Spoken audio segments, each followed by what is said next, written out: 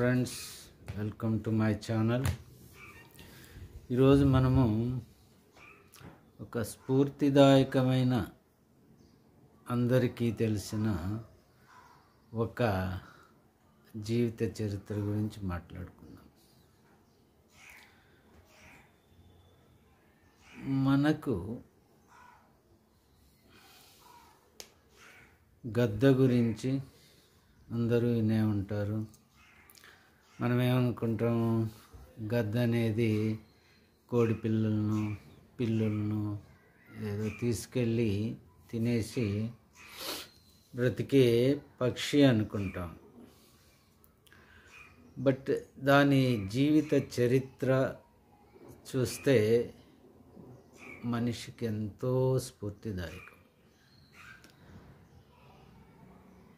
దీని జీవితకాలము సుమారు 70 సంవత్సరాలు ఉంటుంది. దీనికి 40 ఏళ్ళు వచ్చేసరికి తన కాలి గోళ్ళు, ముక్కు, ఈకలు పెరిగేసి వేటాడడానికి చాలా కష్టపడాల్సి వస్తుంది. ఇప్పుడు దానికి 2 ఆప్షన్స్ ఉన్నాయి. ఒకటి, ఆహారం లేక చనిపోవటమా. 2, తను మారి తన ఆహారాన్ని సంపాదించుకోవడమా. ఈ పక్షి రెండో దాన్ని అడాప్ట్ చేసుకుంటుందన్నమాట. ఏ జీవి తనంతట తాను చనిపోవటానికి ఇష్టపడదు. కాబట్టి ఇదేం చేస్తుంది అంటే,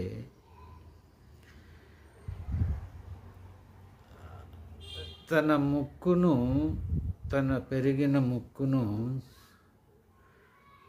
ఒక బండరాయిపై కూర్చొని తన కాళ్ళతో అరగదీస్తుంది. ఇది కష్టమైన పని, కానీ దానికి తప్పదు. అలాగే తన పెరిగిన ముక్కు అరిగిపోయి మరలా షార్ప్గా ముక్కు వస్తుంది.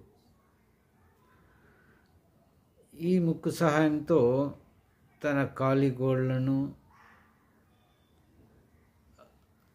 రాతితో రాస్తూ అరగదీస్తుంది. అప్పుడు తన కాలి గోళ్ళు కూడా షార్ప్గా వస్తాయి. ఈ ఈకలు బాగా పెరిగి బరువు పెరిగినందువలన తన ఈకలను తని లాగేస్తుంది, అంటే పీకుతుంది ముక్కుతోటి. ఇప్పుడు ఈ గద్ద పునర్జన్మ ఎత్తినట్లే. దాని ముక్కు షార్ప్ అయింది, గోళ్ళు షార్ప్ అయినాయి, ఈకలు పోయి లైట్ వెయిట్ అయింది. ఇప్పుడు తన వేటను మరలా మొదలు పెడుతుంది. ఇలా జీవితకాలాన్ని హ్యాపీగా సమాప్తం చేసుకుంటుంది. దీని గురించి మనము ఏం నేర్చుకోవాలి? మనిషి సంకల్పాన్ని ఎప్పుడూ మరవకూడదు, తక్కువ అంచనా వేయకూడదు. కష్టాల్లో ఉన్నప్పుడు మనము ఆలోచించాలి, ఏం చేస్తే నేను నా లైఫ్ని అర్థవంతంగా గడపగలను. మనుషులు మారాలి, మారి సమాజం హర్షించేలా తన జీవితాన్ని కొనసాగించాలి. ఈ ప్రపంచంలో చదువు ఒక్కటే కాదు, ఏ పనిలోనైనా మనసు పెట్టి చేస్తే బ్రతుకన్నది చాలా ఈజీ. కాబట్టి ఈ తరం పిల్లలు చదువు ఒక్కటే కాదు, అది చదివితేనే నా లైఫ్ సెటిల్ అవుతుంది, ఇది చేస్తేనే నా లైఫ్ సెటిల్ అవుతుంది. తల్లిదండ్రులు కూడా ఎప్పుడు తన పిల్లల మనస్సును అర్థం చేసుకొని వాడటం మొదలుపెట్టేలా సహకరించాలి. దీనికి నేను మరలా ఒక చిన్న ఉదాహరణ చెప్తాను. చిన్నప్పుడు ఏనుగుని ఒక తాటితో కట్టేస్తారు. ఆ ఏనుగు లాగుతుంది, దానికి అర్థమైపోతుంది నాకు అంత శక్తి లేదు అని. అది ఇక అలాగే మిన్నకుండిపోతుంది అన్నమాట. తర్వాత పెద్ద అయిన తర్వాత కూడా మావటివాడు ఏం చేస్తాడు, చిన్న తాడు కట్టినా కూడా దాన్ని తెంపే ప్రయత్నం చేయదు. ఎందుకంటే చిన్నప్పటి నుంచి అలా ఊహించుకున్నది.